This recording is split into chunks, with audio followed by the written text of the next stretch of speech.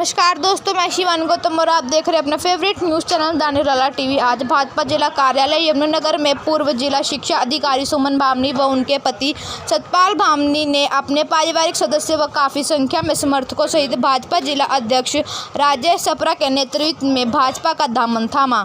उसके बाद कृषि मंत्री कंवरपाल गुर्जर ने के निवास स्थान पर पहुंचकर उनका आशीर्वाद लिया।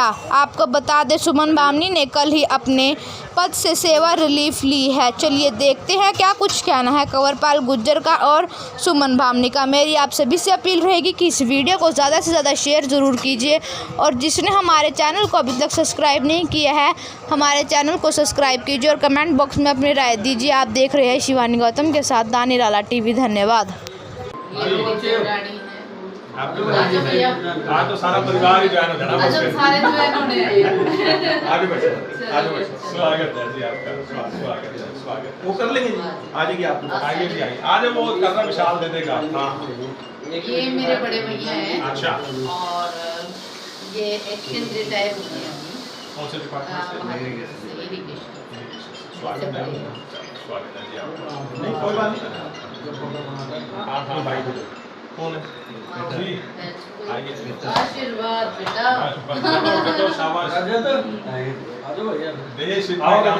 सर, आज क्या कुछ कहना चाहेंगे जिस तरह से लगातार ज्वाइनिंग चल रही है?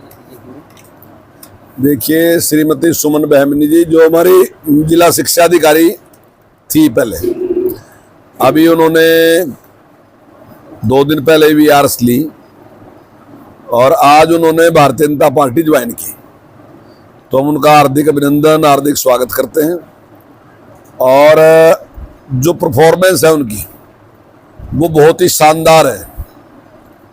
Government modern senior secondary school Bilaspur में वो प्रिंसिपल रही और जिस प्रकार से उस स्कूल ने नाम कमाया, लगभग 4000 बच्चे उस स्कूल में थे और यानी कि माँ बाप का पूरा प्रयास ही होता था कि हमारे बच्चे का एडमिशन बिलासपुर स्कूल में हो जाए।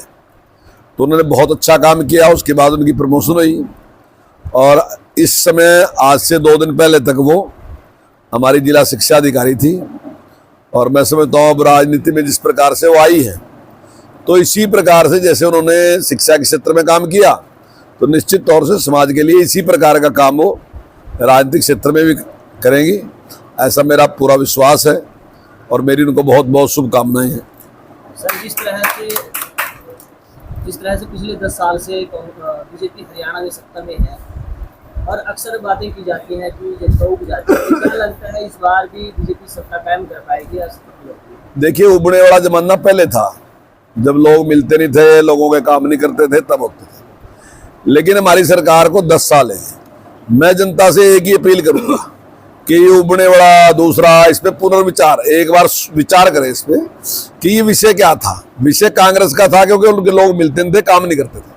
लेकिन पिछले 10 साल में जिस प्रकार से भारतीय जनता पार्टी के जो विधायक हैं, जो कार्यकर्ता हैं, वो जनता के बीच में और जो विकास के काम इस सरकार ने किए, तो पिछली सरकार के साथ उसकी तुलना जरूर करें कि विकास कितना आया और निष्पक्षता की भी तुलना करें कि उस सरकार में कैसी निष्पक्षता थी, इस सरकार में कैसी निष्पक्षता है।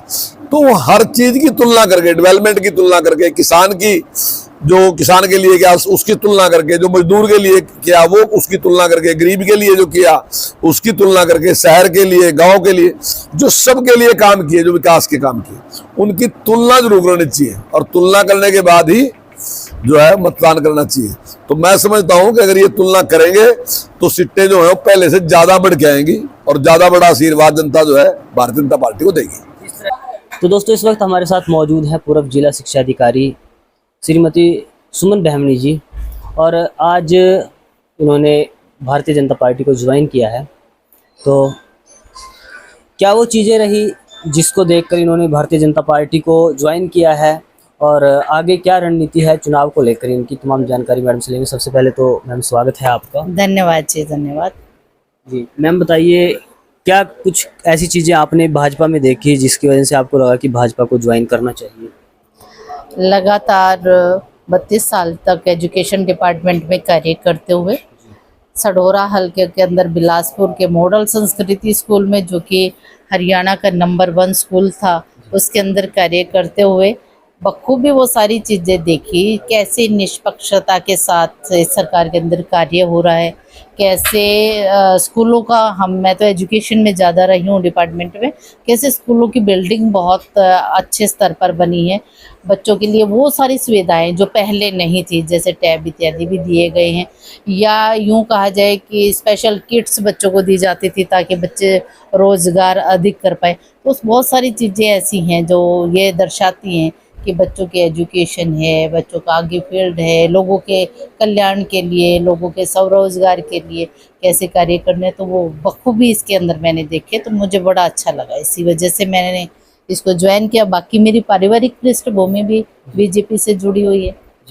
जी, पारिवारिक पृष्ठभूमि बीजेपी से जुड़ी हुई है, और उसके अलावा आपने बताया कि जो भाजपा ने शिक्षा के क्षेत्र में कार्य किए हैं उनको लेकर आपने, मैम आप तो शिक्षा के क्षेत्र से लगातार जुड़ी हुई हो और आपके पास एक पूरा जिला भी था जिसको आप देख रही थी, जी। और जैसा देखा जाता है कि जो गवर्नमेंट स्कूल हैं उनमें अक्सर अध्यापकों की कमी सामने आती है, जिसकी वजह से बच्चों की पढ़ाई पर भी काफ़ी फ़र्क पड़ता है। तो इसको लेकर आप क्या कुछ मानती हैं, और अगर आपको मौका मिलता है इस कार्य में आगे, इस क्षेत्र में आगे कार्य करने का, तो आप कैसे इसको सही करेंगे?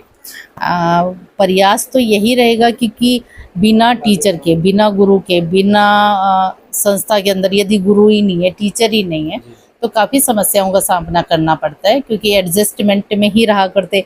इधर से उठाया टीचर को दूसरे स्कूल के अंदर भेजा, दूसरे से उठाया तीसरे में भेजा, और उससे बच्चों की स्टडी जो है वो प्रभावित होती है।